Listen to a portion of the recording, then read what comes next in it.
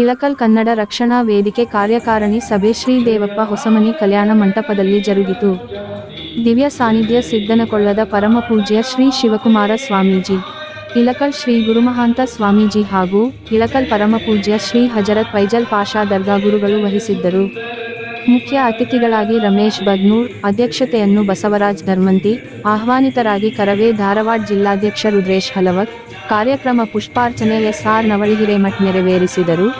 ಪ್ರಾಸ್ತಾವಿಕವಾಗಿ ರಂಜಾನ್ ನದಾಫ್ ಮಾತನಾಡಿದರು. ಕಾರ್ಯಕ್ರಮದಲ್ಲಿ ಕ್ರಾಂತಿವೀರ ಸಂಗೊಳ್ಳಿ ಹುತಾತ್ಮ ದಿನಾಚರಣೆ ಹಾಗೂ ಪದಾಧಿಕಾರಿಗಳ ಪದಗ್ರಹಣ ಸಮಾರಂಭ ನೆರವೇರಿಸಿದರು. ಕಾರ್ಯಕ್ರಮಕ್ಕೆ ಬಾಗಲಕೋಟೆ, ಧಾರವಾಡ, ಬನ್ನಟ್ಟಿ, ಗದಗ್, ಲೋಕಾಪುರ್, ಹುನಗುಂದ್, ಇಳಕಲ್ ತಾಲೂಕಿನ ಕರವೇ ಕಾರ್ಯಕರ್ತರು, ಮಹಿಳಾ ಕಾರ್ಯಕರ್ತರು ಭಾಗವಹಿಸಿದ್ದರು.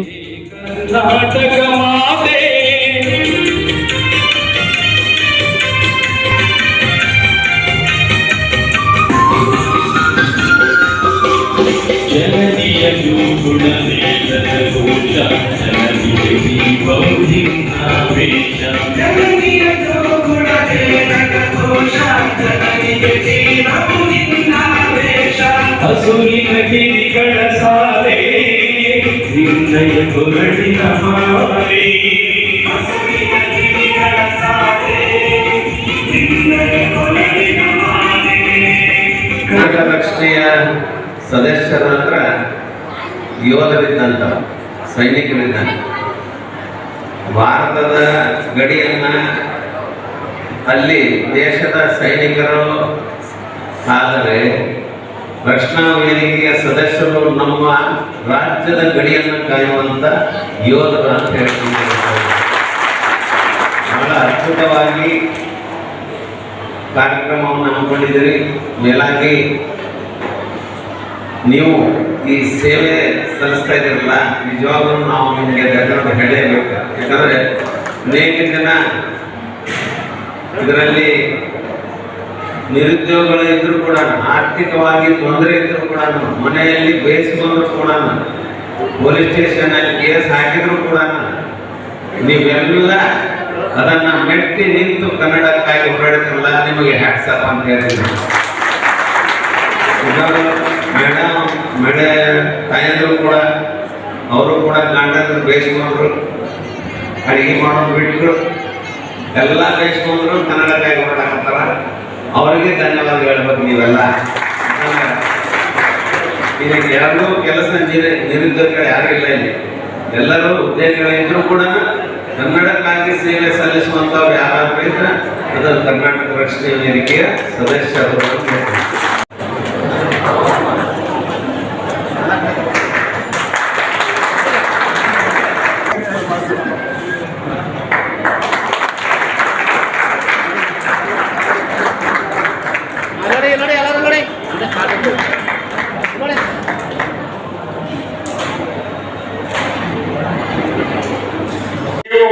ಮಹಾಮಾರಿ ಯೋಜನೆ ಇರ್ಬೋದು, ಜಿಲ್ಲಾಗೆ ನೀರು ಕೊಟ್ಟಂತ ಯೋಜನೆ ಇರ್ಬೋದು, ನೀರಾವರಿ ಯೋಜನೆ ಸಂದರ್ಭದಲ್ಲಿ ಕರ್ನಾಟಕ ರಕ್ಷಣಾ ವೇದಿಕೆಯಲ್ಲಿ ನೀವು ಬಹಳಷ್ಟು ಹೋರಾಟ ಮಾಡಿರಿ. ಅಂತ ಸಂದರ್ಭದಲ್ಲಿ ಈ ಮತಕ್ಷೇತ್ರದಲ್ಲಿ ಸುಮಾರು 37 ಜನ ಇವತ್ತು ಕರ್ನಾಟಕ ರಕ್ಷಣಾ ವೇದಿಕೆಯವರು ಇವತ್ತು ರೌಡಿ ಶೀಟರ್ನಲ್ಲಿ ಕೇಸ್ ಮಾಡಿದ್ದಾರೆ.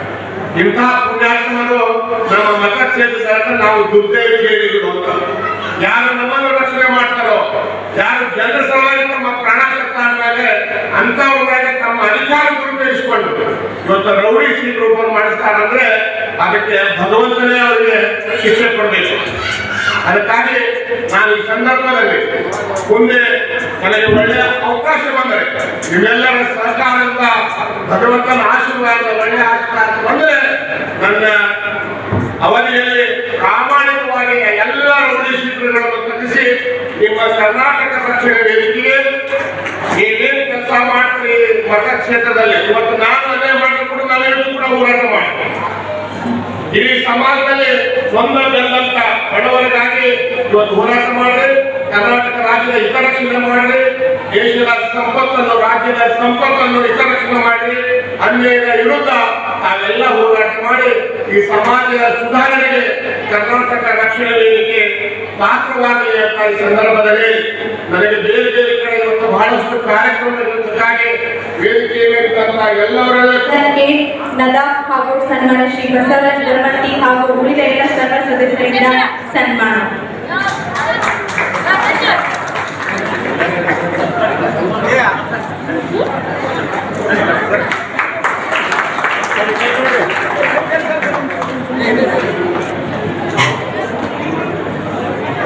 ಬಡವರಿಗೆ ಹಾಗೂ ನೊಂದ ವರ್ಗದವರಿಗೆ ಹಾಗೂ ಕರ್ನಾಟಕದ ರಕ್ಷಣೆ ಕುರಿತು ಅತ್ಯದ್ಭುತವಾಗಿ ಭಾಷಣವನ್ನ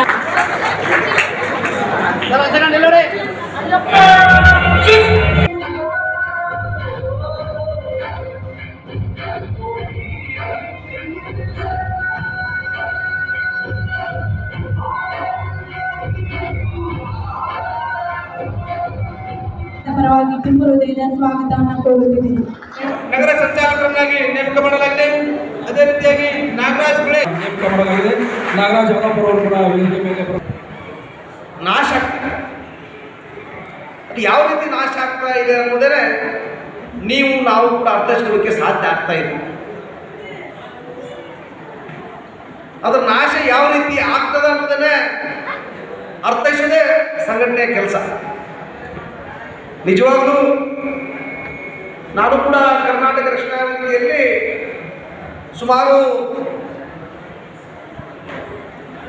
15-16 ವರ್ಷಗಳ ಕಾಲ ಸನ್ಮಾನ್ಯ ನಾರಾಯಣಗೌಡರವರ ನೇತೃತ್ವದಲ್ಲಿ ಧಾರವಾಡ ಜಿಲ್ಲಾ ಅಧ್ಯಕ್ಷನಾಗಿ, ಬಾಗಲಕೋಟೆ ಜಿಲ್ಲೆಯ ಅಧ್ಯಕ್ಷನಾಗಿ ನಿಮ್ಮೆಲ್ಲರ ಸಹಕಾರದ ಮೇರೆಗೆ 10 ಯಶಸ್ವಿ ಹೋರಾಟಗಳನ್ನು ನಾವು ಮಾಡಿದ್ದೇವೆ. ವೇದಿಕೆ ಮೇಲೆ ಕುಂತವರೆಲ್ಲರೂ ಕೂಡ ನೀವು ಕೂಡ ಈ ಹೋರಾಟದಲ್ಲಿ ಪಾಲ್ಗೊಂಡು 10 ಪ್ರಕರಣಗಳನ್ನು ದಾಖಲಿಸಿಕೊಂಡು ಆಗಲೇ ಹೇಳಿದ್ರಲ್ಲ ನಮ್ಮ ನವೀನ ಮಟ್ಟ ಸುಮಾರು ಜನಗಳ ಮೇಲೆ ರೌಡಿ ಶೀಟ್ಗಳು ಕೂಡ ದಾಖಲಾದ. ಆ ರೌಡಿ ಶೀಟ್ ದಾಖಲಾದಂಥವರು ಪ್ರಕರಣಗಳು ಕೂಡ ದಾಖಲಾದಂಥವ್ರು ಯಾರು ಕೂಡ ಸಮಾಜ ಘಾತಕ ಚಟುವಟಿಕೆಯಾಗಿ ಪಾಲ್ಗೊಂಡಂಥವ್ರಲ್ಲ. ಸಮಾಜಕ್ಕೆ ನ್ಯಾಯ ಕೊಡಿಸಬೇಕು, ಅನ್ಯಾಯಕ್ಕೊಳಗಾದಂಥ ಸಮಾಜವನ್ನು ಅವ್ರಿಗೆ ನ್ಯಾಯ ಕೊಡಬೇಕು, ಹಕ್ಕಿನಿಂದ ವಂಚಿತರಾದಂಥವ್ರಿಗೆ ಹಕ್ಕು ಕೊಡಿಸಬೇಕು, ಸಂವಿಧಾನಬದ್ಧ ಹಕ್ಕು ಕೊಡಿಸಬೇಕು ಅಂತ ಹೇಳಿ ಹೋರಾಟ ಮಾಡಿದಂಥವ್ರು. ಮಹಾತ್ಮ ಗಾಂಧಿಯವರು, ಜವಾಹರಲಾಲ್ ನೆಹರು, ಬಾಲಗಂಗಾಧರ ತಿಲಕರು, ಬಹಳ ಜನ ಎಲ್ಲರೂ ಜೈಲಿಗೆ ಹೋದರು. ಜೈಲಿಗೆ ಯಾಕೆ ಹೋದ್ರು ಅಂತಂದರೆ ದೇಶದ ಸ್ವತಂತ್ರಕ್ಕಾಗಿ ಹೋರಾಡಿದರು, ದೇಶದ ಸ್ವತಂತ್ರಕ್ಕಾಗಿ ಹೋರಾಡಿದರು. ಲಕ್ಷಾಂತರ ನೇತೃತ್ವದಲ್ಲಿ ಜೈಲಿಗೆ ಹೋದರು. ದೇಶ ಸ್ವತಂತ್ರ ಆಗಲಿ ಕಾರಣಕ್ಕಾಗಿ ಹೋರಾಟ ಮಾಡಿದರು. ಇವತ್ತು ಕರ್ನಾಟಕ ರಕ್ಷಣಾ ವೇದಿಕೆ ನಮ್ಮ ನಾರಾಯಣಗೌಡರ ನೇತೃತ್ವದಲ್ಲಿ ಅದಕ್ಕೆ ಮೂಲವಾಗಿ ಮೊದಲಿಂದಲೂ ಕಳಪಾಯ ನಿಂತವರು ರಮೇಶ್ ಅವರವರ ಜೊತೆಗೆ ಇಟ್ಕೊಂಡು ಕರ್ನಾಟಕ ರಕ್ಷಣಾ ವೇದಿಕೆಯನ್ನು ಮಾಡಿ ಕರ್ನಾಟಕದಲ್ಲಿ ಕನ್ನಡಿಗರಿಗೆ ಆಗುವಂಥ ಅನ್ಯಾಯವನ್ನು ಪ್ರತಿಭಟನೆ ಮಾಡೋದು. ಕನ್ನಡಿಗರಾಗಿ ಹುಟ್ಟೇವಿ, ಕರ್ನಾಟಕ ದೇಶದಲ್ಲೇ ನಮಗೆ ಅನ್ಯಾಯ ಆಗ್ತಾ ಇದೆ, ಅದು ಸರ್ಕಾರ ಗಮನಕ್ಕೆ ಬರ್ತಾ ಇಲ್ಲ. ಹಾಗೆ ಸರ್ಕಾರದ ಗಮನಕ್ಕೆ ತಗೊಂಡು ಕನ್ನಡಿಗರಿಗೆ ನ್ಯಾಯವನ್ನು ಒದಗಿಸಿ.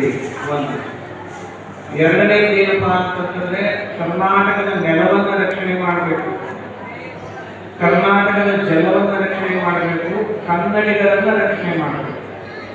ಈ 3 ಉದ್ದೇಶಗಳಿಟ್ಕೊಂಡು ಹೋರಾಟ ಮಾಡಿದ್ರು. ಇವತ್ತು ನಿಮ್ಮೊಂದು ಘಟನೆ ಹೇಳ್ತೀನಿ.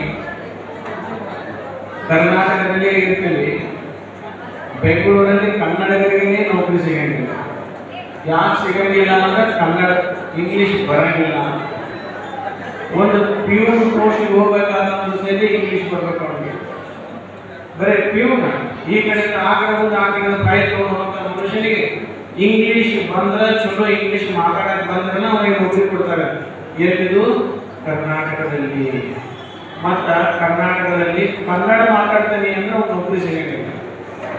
ಈ ಯಾವ ನೆಲದಲ್ಲಿ ಅಮೆರಿಕ ಕರ್ನಾಟಕದಲ್ಲಿ ಇಂಥ ಒಂದು ಕೆಟ್ಟ ಪರಿಸ್ಥಿತಿ ಇದ್ದಂಥ ಸಂದರ್ಭದಲ್ಲಿ ಕರ್ನಾಟಕ ರಕ್ಷಣಾ ವೇದಿಕೆ ಹೋರಾಟ ಮಾಡಿದ್ರು.